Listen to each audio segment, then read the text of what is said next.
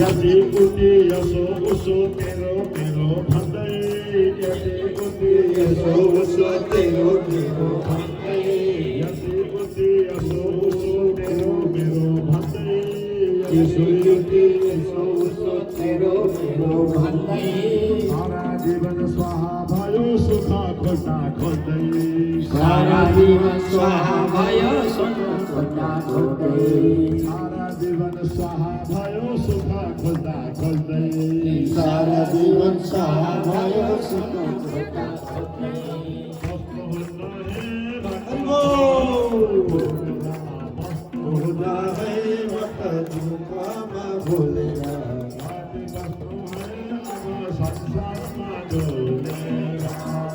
कति वस्तु भएर संसारमा डुबेर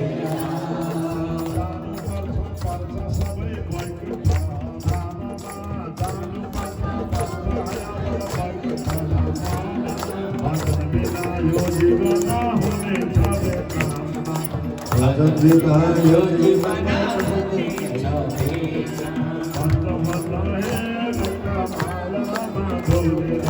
वस्तु हुँदा मायामा डुलेर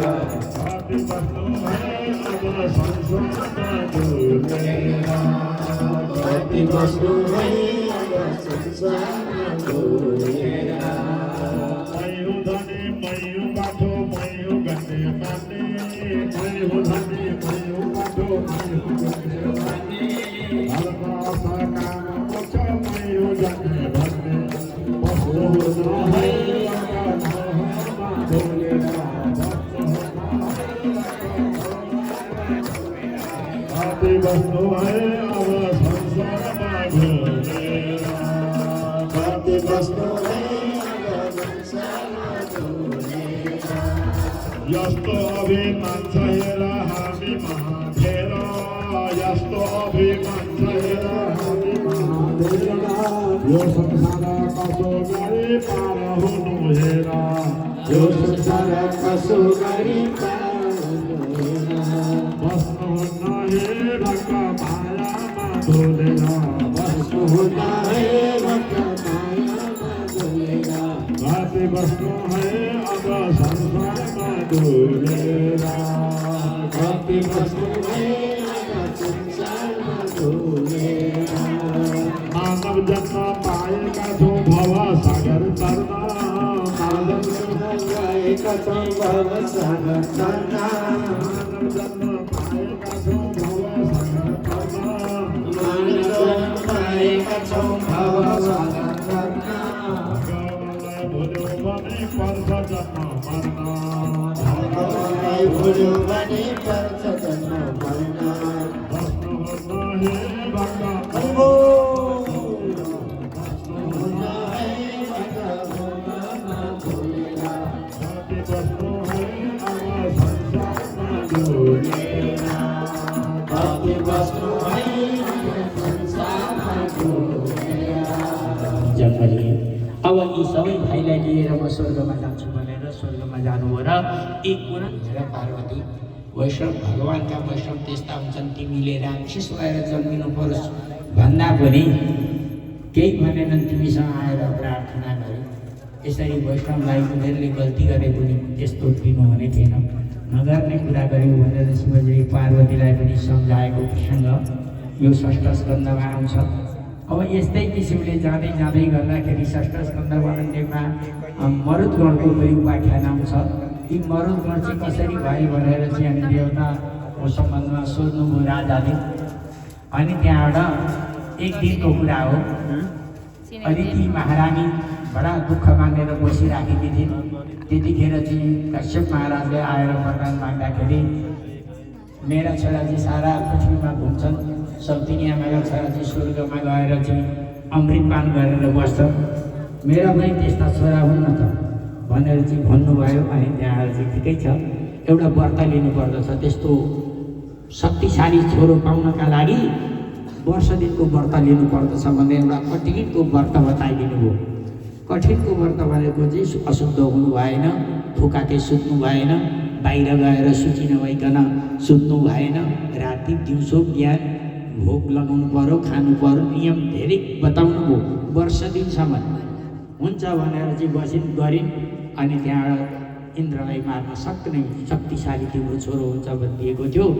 नभन्दै इन्द्रले पनि थाहा पाए मेरी आमा सौतिनी आमाले मलाई मार्नका लागि व्रत लिँदैछिन् भनेर थाहा पाए। आफ्नो शत्रुता थाहा पाइहालिन्छ। इन्द्र आए, रूप छिपाएर बनाउको छोरो भएर आए। अनि ती महारानीका घरमा आएर चाहिँ अनि त्यहाँबाट सेवा गर्न लागे। अब अनि छिद्र खोज्न थाले, आमाले कहाँ गल्ती गर्छिन् भनेर। छिद्र खोज्दै खोज्दै गरेको एक दिन साँझको बेला भएको थियो। गलेकी थिइन्, दिनभरि व्रत लिएर भोकै बसेर गलेकी थिइन्। बाहिर गएर चाहिँ आउँदाखेरि हात पाउ नभइकन सुतिछिन्। लु छिद्र यही हो भनेर त्यही छिद्रबाट चाहिँ इन्द्र शक्तिशाली थिए। आमाका पेटमा पसेर चाहिँ त्यो वर्ष दिन पुग्न आँटेको जुन बालक हो त्यसलाई काटे। आफ्नो शत्रुता मार्नै पर्यो नि। अनि काटेको 7 ताल काट्दाखेरि पनि मरेन। एउटा कुर्कालाई 7 ताल 7 49वटा कुर्का बनाए, मरेको। अनि इन्द्र पनि 50वटा भएर चाहिँ आमाका गर्भबाट निस्के। अनि त्यहाँबाट आमाले भने तिमी को हो भन्दाखेरि म स्वर्गको राजा हुँ भने इन्द्रलाई आमालाई त ढाक्नु भएन नि। माथि देवो भनेर चाहिँ आमा हुन बाबा ती ढाक्नु भएन, म इन्द्र हुँ। यी तपाईँका छोराहरूलाई मार्नु पर्यो, मेरा शत्रु हुन् भनेर मैले पेटैमा गएर काटेँ तर मरेन। 49वटा बनाएँ त फेरि मरेन। तर आमा मलाई श्राप नदिनुहोस्।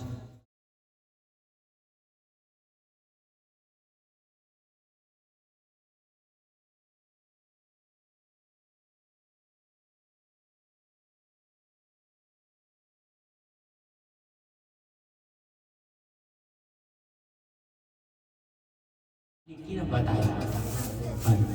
यो पूर्व जन्ममा एकजना चित्रकेतु नाम गरेका राजा थिए। चित्रकेतु नाम गरेका राजा बडा धार्मिक। यिनी चित्रकेतु राजाको इतिहास ल्याएर सुनाउनुहुन्छ। भन्नुहोस् लक्ष्मीनारायण भगवानको। अब यी राजा चाहिँ कस्ता थिए भन्नुहुन्छ भने बडा धार्मिक थिए तर सन्तान थिएन। सन्तान नभएपछि अनि सौतिनी गर्छन् कि भनेर अनि बिहे गर्दै गर्दै गर्दै 100 पारेछ। राजा मान्छे खाना लाउनको कमी थिएन। 100 श्रीमती भए पनि राम्रैसँगले मिलाएर राखेका थिए। एक दिन नारद ऋषि र अङ्गिरा ऋषि आउनु भएछ। के छ राजन, तपाईँको राज्यमा सबै आफ्ना प्रजाहरू कुशल मङ्गल नै होला नि भनेर सोधे ऋषिहरूले। सबै कुशल छन् तर मेरो सन्तान छैन, मलाई एउटा सन्तान दिनुहोस्। तपाईँ अङ्गिरा ऋषि हुनुहुन्छ, नारद हुनुहुन्छ, तपाईँहरूको आशीर्वादले मलाई एउटा सन्तान भयो भने मेरा सेनापति पनि यो राष्ट्र चलाउने मलाई एउटा सन्तान चाहियो भन्नुभयो। यसो उनको निधार हेरेको त उनको त निधारमा त त्यस्तो सन्तान त रहेनछ। छैन, तिम्रा भाग्यमा सन्तान छैन, छोरा जन्मिँदैन तिमीलाई भनिदिए। बलात्कारी बल गरेर बाबु दिनुहोस्, छोराको मुखसम्म हेर्न पाएँ भने पनि म पितृबाट छोड्दछु भनेर चाहिँ रुन थाल्यो। ठिकै छ भनेर एउटा त्यो 6ष्ठ स्कन्धको 8 अध्यायमा नारायण कवच नाम गरेको एउटा अध्याय छ। हरिर्विरज्ञान मम सर्वरक्षण नक्तानि पद्म पतकेन्द्र पृष्ठे दारारी जन्मासी गदेशु सर्वदन्तमुष्ट वायु। यो कण्ठ गरेर जप्नुपर्छ, कहिल्यै पनि आपतकाल आउँदैन, त्यसले हामीलाई रक्षा गर्छ भन्ने कुरा छ। अन्तिममा गएर चाहिँ परीक्षित महाराजले सोध्नुभयो, राजन परीक्षित महाराजले सुखदेव स्वामीलाई सोध्नुभयो, सुखदेव स्वामी हजुर बराबर के हुनुहुन्छ? मलाई एउटा शङ्का लाग्यो।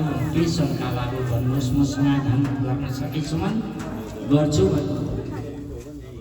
यो जुन वृद्धासुर हो त्यत्रो बलवान थियो त त्यसले छिटो त्यो वज्र हानेर त्यो खार खानु हुँदैन, ब्रह्महत्या हो।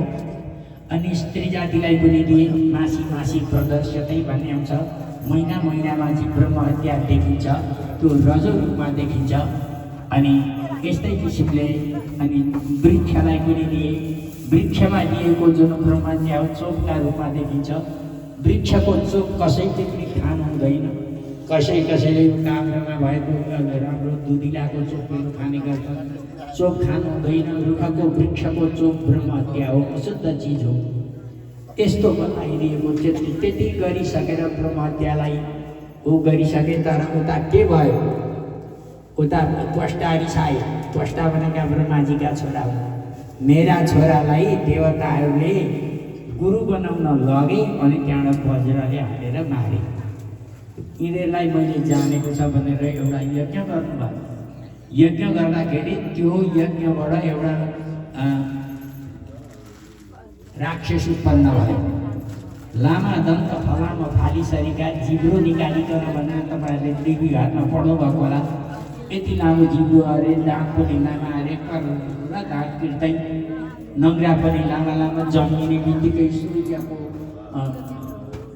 रथ चल्ने ठाउँमा उसको देह पुगो यस्तो विशाल गरेको वृत्रासुर जसको नाम वृत्रासुर थियो अब के गरौँ पिताजी भनेर जाओ गएर स्वर्गका राजा इन्द्रलाई मार सक्छौ भनेर चाहिँ भनिदिनु भयो अनि त्यहाँबाट वृत्रासुर स्वर्गमा चढाइ गर्न गयो स्वर्गका देवताहरू थरथर कामेर चाहिँ भाग्न लागे वृत्रासुरदेखि डराएर अनि त्यहाँ वृत्रासुरसँग स्वर्गका देवताको भारी लडाइँ भयो त्यो लडाइँ हुँदाखेरि पहिले विश्वरूपले दिएको जुन नारायण कवच थियो त्यो नारायण कवच जमेको थियो इन्द्रले त्यसो हुँदाखेरि अनि त्यहाँ लडाइँ हुँदा के भयो भने वृत्रासुर अब त्यो वृत्रासुरलाई मार्नका लागि चाहिँ भगवान्सँग शरणमा गए ती देवताहरू अनि भगवान्ले भन्नुभयो यो वृत्रासुरलाई मार्न त तिमीहरूले जस्ता तस्ता हतियारले त यो गर्दैन तिमीहरूले मार्ने नि हो भने एकजना दधिची ऋषि हुनुहुन्छ दधिची ऋषिसँग गएर हड्डी माग्नु अनि त्यो हड्डीको वज्र बनायो भने चाहिँ यो वृत्रासुर मर्छ भनेर भगवान्ले उपाय बताइदिनु भयो अब ऋषिसँग गएर हड्डी माग्नु नि अब कसरी माग्नु तपाईँको हड्डी दिनुहोस् भनेर कसैले माग्यो भने हड्डी दिन सकिन्छ अनि आफू चाहिँ कहाँ जाइन्छ नि ऋषि एकैछिन त रिसाए चाहिँ गर्नुभयो तर एउटाको ज्वरो उखेल्दाखेरि 10 दुनियाँको भलो हुन्छ भने उखेल्नु पनि पर्छ सारा स्वर्गको कल्याण हुन्छ भने मेरो यो शरीर धारण गरेर मैले के गर्नु लैजाऊ म प्राण छोडिदिन्छु हड्डी लैजाऊ भनिदिनु भयो हड्डी ल्याएर वज्र बनाए इन्द्रले अनि लडाइँ भयो घमासान स्वर्गका देवताहरूसँग राक्षसहरूको लडाइँ भयो शङ्कर नुमची वृषपर्व आदि गरिएका राक्षसहरू गएर लडाइँ गर्न थाले लडाइँ गर्दा गर्दै इन्द्रलाई त्यो वृत्रासुरले भन्यो इन्द्र त्यो ऋषिकालाई प्राण छोड्न लगाएर ऋषिका शरीरको हड्डी ल्याएर चाहिँ वज्र बनाएर चाहिँ तैँले राखेको छस् नि त्यो चाहिँ अस्त्र हान्न म मरिहाल्छु भन त्यसो भन्दाखेरि अनि त्यहाँबाट उनलाई सरलता भयो र बाबुले वज्र हाने एउटा हल्का फेरि त्यो वज्र कसो त्यो वज्र उठाउन के छ भने वीरहरूले एकताल प्रयोग गरेको अस्त्र फेरि टिप्यो भने इज्जत जान्छ इज्जत जाने काम पनि त हुन्छ नि अनि किन जान्छ इज्जत तैँले मलाई छिटो मार त्यो तेरो अस्त्र फेरि उठा उसैले अनि अस्त्र उठाएर फेरि अर्को हात पनि काटे अनि यस्ता किसिमले काटेपछि त्यहाँबाट चाहिँ हात दुईटा हात नभएपछि कस्तो हुन्छ व्यक्ति दौडिएर खान भनेर गयो मुखमा आएर इन्द्रलाई स्वाटै दिली अब आपत परो देवताहरू तर्छे स्वर्गको राजै मिलेपछि अनि के रह्यो उपाय केही पनि रहेन तर इन्द्रले त्यो विश्वरूपदेखि पाएको जुन नारायण कवच हो त्यो कवच धारण गरेको हुँदाखेरि पेटमा गए पनि इन्द्रको मृत्यु चाहिँ भएन बाँची नै रहे उसँग वज्र पनि थियो अनि त्यहाँबाट भित्रै त्यसको कतरना काटेर 1 वर्षमा त्यो वृत्रासुरको गला काट्न सफल हुनु आहुति हो नि त्यो जसलाई दिन्छ अग्रैश्वा भने पनि वरुणैश्वा भने पनि कुवरैश्वा छ अर्को भनेर सुनेन यमराजले भन्नुभयो स्वयम्भो नारद शम्भु कुमार कपिलो मनु प्रह्लादो जनको विश्व भनेर वैयासिकी भयम यिनीहरूको नाम लिनुभयो प्रह्लाद हुनुभयो नारद हुनुभयो शम्भु कुमार कपिल मनु प्रह्लाद जनक भीष्म बलि आदि गरिएका जति पनि यी महाभागवतहरू छन् यिनीहरूले मात्रै जान्दछन् अरूले जान्दैन ती कुराहरूलाई भगवानका भक्तका छेउमा जानु हुँदैन। भगवानको जसले मर्ने बेलामा नाम लियो त्यसलाई त भगवानकै धाममा पठाइन्छ। ठिकै छ, तिमीहरू निस्तार्नु पर्दैन। जो जिह्वामा भक्ति भगवत गुण नाम ध्येय, जसका जिब्राले भगवानको नाम गुण गाउँदैन, चेतनमा स्मरति तत् चरण रविन्द्र, जसका चित्तले भगवानको चरणलाई सोध्दैन, जसका जिब्राले मन्त्र जप्दैन, ताना नायक विष्णु भगवानको दिव्य कर्मबाट विमुख भएका त्यस्तालाई मात्रै ल्याउने भनेर चाहिँ उपदेश दिनुभयो।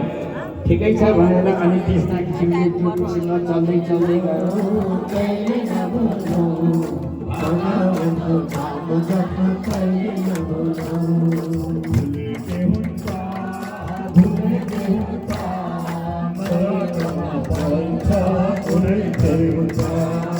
भुलेकै हुन्छ